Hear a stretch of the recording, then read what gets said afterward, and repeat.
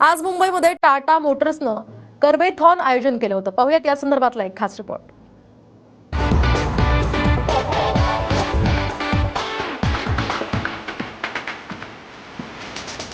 टाटा मोटर्सनं आज मुंबईत कर्वेथॉनचं आयोजन केलं होतं. यामध्ये टाटानं नव्यानं लॉन्च केलेल्या कोपे डिझाईनमधील आयसी आणि ईव्ही या दोन व्हेरियंटच्या गाड्या होत्या. 15 गाड्यांच्या ताफ्यानं शहरातील प्रमुख 10 ते 15 ठिकाणांवरून प्रवास केलाय.